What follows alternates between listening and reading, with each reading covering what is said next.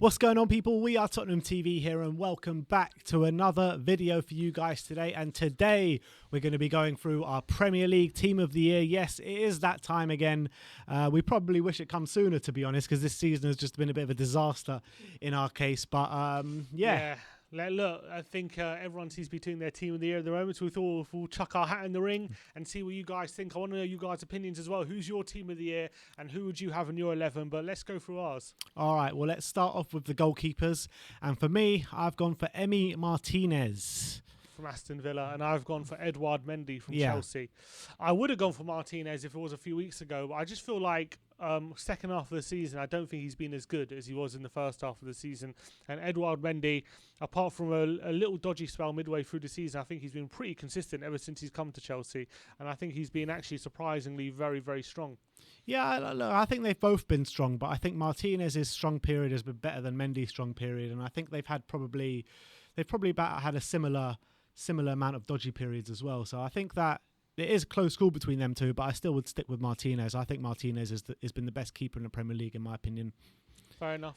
But let me know in the comment section below, who would you pick as your goalkeeper of the year? I have gone for Emi Martinez. My brother has gone for Edouard Mendy. But yeah, let's move on to the right backs. And we've both gone for João Cancelo. Yeah, easy on this one. I think he's been a touch of class for Man City this Maybe season. not a right back, though. Maybe a CDM, maybe a... Yeah, he's all over the place, isn't he? But we put him a right back for convenience purposes. But yeah, look, he's a touch of class. And it's just his build-up play, the way he uses the ball. He knows exactly what to do with it. And he really is a fantastic fullback. And he's not one maybe for the stats. He gets like tons of assists and goals like Trent or Robertson. He's got a fair amount of goals this season. There's only one in the league. Oh, there's only one in the league? Yeah, but... He's got a fair amount of assists then, because I've had him in my fantasy team. He's only three assists, 1 goal, 3 assists. All right. But he's not one, as I'm saying, he's not one for massive stats, but he's involved so much in the build-up play that he makes such an effect on the team every game. All right, so João Cancelo at right back. The right centre-back, we've both gone for Ruben Dias. I mean, he has been the best centre-back in the league this season by far, in my opinion. I think that he's had a similar impact at Man City that Virgil van Dijk had at Liverpool. And yeah, I just think he's up there for Player of the Year potentially this season. Yeah, he's been absolutely He's been a phenomenon this season, and we could have had him apparently in the summer. We dawdled and we allow Man City later in the window to sign him. Young centre-back as well, 23 years of age, similar age to Joe Rodon. There's night and day in terms of quality between the two. He really has taken to the Premier League like a duck to water, and he looks like he's going to be dominating for many years to come. And that was all rounded off by that performance in the Champions League, wasn't it? One of the best defensive performances I've ever seen in my life. So what a player, so comfortable on the ball as well. He really is a phenomenon. Yeah, I absolutely think he just is an absolutely world-class defender. And alongside him, we have both gone for John Stones. I mean, John Stones, the renaissance of John Stones, just coming back into the side. We were talking about him in the summer, and we both said we didn't want him. And how wrong were we? Because he's been absolutely sensational as well this summer, this season, pitching in with the goals quite a few times as well. Yeah. And he's also had a really strong season. I remember Spurs, again, were linked with him in the summer, and a lot of us turned our noses up at him because he's been so poor. And people were saying, oh, why would we want John Stones? But he has really come on again this season. He's in a settled back four. He's got a settled partner as well in Diaz, and he's been sensational, John Stones. I must say, absolutely sensational, and been part of the best defensive line, which has pretty much won them the league at times this season, especially in the early parts. Really, really strong performance from Stones, and hopefully he can take it into the Euros. Yeah, let's hope so. Left back, we have both gone for Luke Shaw. I thought, night and day, the way he's been this season to any other left back in the league, I think it's been completely night and day. I've been surprised as well, because I thought I didn't really rate Shaw the last couple of years. I thought injuries have got to him, and overweight and all that kind of stuff. But he's answered the critics. He's proved me wrong, and he's been sensational this season. Yeah. Luke Shaw has really, again, another player, a bit like John Stones, one who was kind of flailing a bit, and people were ready to give up on him or say he was finished. But again, still got time on his side, still quite a young player. And he's had an absolute sensational season. I think in the new year, he's created more chances than any other defender in the league. He's been a big part of defensively as well. He's really grown a lot. And again, another player who again, maybe at the start of the year you weren't saying he was definitely going to be our left back for the Euros, but now you're saying there's no other choice. Yeah, it's him or Chilwell, isn't it, for the left back spot? And I think but Shaw's been incredible. I do think Chilwell's had a good year this year. I do think Chilwell's been a strong left back, but nowhere near Shaw's level. Nowhere near. So the back five so far for me is Martinez, Cancelo, Diaz, Stones and Shaw. And for Simeon, it's the same back four with Edouard Mendy in goal. Now, in the central midfield, I have gone for Bruno Fernandes. And you have gone for Thomas Souček. I do have Bruno in there, but he comes in later. But yeah, I think Souček has been a great find for David Moyes and West Ham this season. I think he's made such a difference, not just with the goals he scored. I think he has 9 goals in the league this season, which is impressive for the position he plays. But I also think defensively, he's been an absolute fantastic player for West Ham, and he's so hard to deal with when physically when they're launching balls into him, and in aerially he's like, as they say, the Czech Fellaini, as Mourinho called him, the new Fellaini as well. So I think he's been fantastic for West Ham this season and deserves his spot. Yeah, look, I agree with you, Souček, and I think he's had a really strong season. But I've stuck Bruno Fernandes there just because I wanted to get a few more players further up the pitch that I think deserving of the spot. So I've gone for Bruno Fernandes. I mean, look, everyone knows what Bruno Fernandes has done this season. Absolutely brilliant season from him. Man United's most creative player. And yeah, and the stats back it up with the goals and the assists. And I think even dropping back to that in that central midfield role, I think he can do a job because his work rate is absolutely insane, Bruno Fernandes. He can pick a pass, he can shoot, and obviously he can still score the penalties from back there. So I think Bruno Fernandes can easily slot there. And alongside him, we've both gone for Ilkay Gundogan. Yeah, of course. I think especially in that period right at the beginning of the year. December. Yeah, he was playing that false 9 role, and he was getting goal after goal after goal, winning them games where it looked like maybe they weren't going to get over the line, and he was absolutely sensational. It was when De Bruyne went out injured, and he just completely took over that role, didn't he? And just getting goal after goal after goal. Yeah, he really has stepped his game on a lot. Like he hasn't really been known as a goal scorer before this season, but I think 12 goals in the league and a number of assists as well. And he's been a consistent player. Like, I think he's 30 years of age, but he plays most games. Can play a lot of different positions. He can play in the DM role or can play in a false 9 role. So he's become a versatile player as well. And he really has been another player, a bit of a revelation this season for City. Yeah, absolutely brilliant season for Ilkay Gundogan. Now, the most attacking midfielder, I have gone for Mason Mount, and my brother has gone for Bruno Fernandes. I got Bruno there. In terms of Mason Mount, I think that Mason Mount has just been getting stronger and stronger as the season's progressing. I think he's been absolutely brilliant. And, he had a lot of critics at the beginning of the season. He got taken out the side as well at one point. And since he got his place back in the side, I think he's been brilliant, absolutely brilliant. Yeah, and he's confirmed his spot on the way to the Euros, in my opinion. Yeah, easy. For sure. Oh, no doubt about that. I think he has been sensational. I can't leave Bruno out of the team because of just his output is ridiculous. I think it's 17 goals and I think 17 goals and like 16 assists or something. Yeah, ridiculous. I think it's 14 or 15 assists. Yeah. So it's ridiculous for Bruno Fernandes to be on that kind of output for a midfielder. So I couldn't leave him out. But Mason Mount's had an incredible season. I'm a massive fan of Mount, actually, massive fan.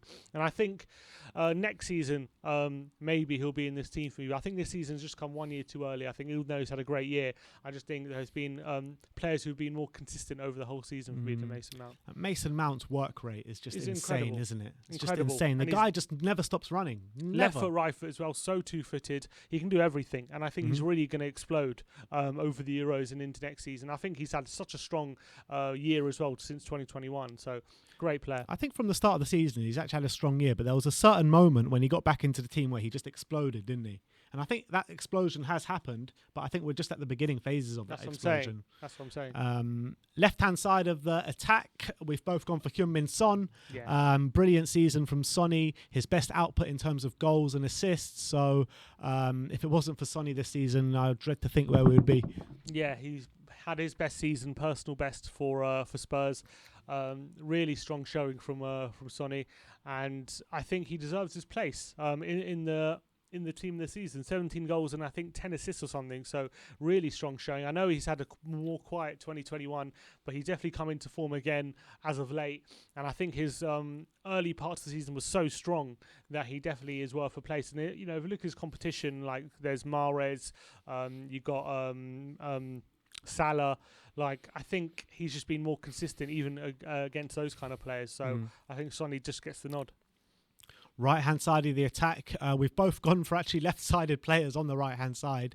Phil Foden I've gone for, and you've gone for Jack Grealish. But I get your point about Jack Grealish because he's been brilliant this season before his injury. And on the flip side, Phil Foden, I think he's been just growing and growing and growing into the season. And right now, it's probably I've put him in there for a bit of recency bias because Jack Grealish has been injured for a while now, and Foden has just kicked on since he's been injured, hasn't he? Yeah, look, if you're talking definitely the last 3 months, Foden might be one of the best players in Europe, let alone the Premier League. He's been that good. He's been so strong, especially in the Champions League. And for me, it's just the amount of minutes he's played just doesn't make it in the team for me. That's why he just misses out because he just hasn't quite played enough games. Grealish has been injured for the past couple months, but before that, literally every single game he was making an impact, and he was so consistent throughout the season with Villa. And they're a one-man team. Everything goes through Grealish, and you can see without Grealish in the side how it's affected them so badly. So I think Grealish for me has been one of the best players in the league this season, so I put him in. Yeah, look, I kind of agree with you, even though I've put Foden in there just because of the recency bias. And I think that Foden, when I watch him play at the moment, oh my God, it's such a joy to watching him play. I mean, he can do everything, literally everything. And I think he's going to be a star in this Euros. And I think actually when you're picking your team for the Euros this summer, I actually think Foden gets in there ahead of Grealish. Right now, he must do. He must do because he's playing so well, and he's the informed player. Then Grealish has got a long injury, got to get him back from the injury and everything like that. So it's going to be difficult. But I think, look, Grealish. Yeah, I agree with you. I think Foden is the most informed player, but I think Grealish has just about shaded it this season overall.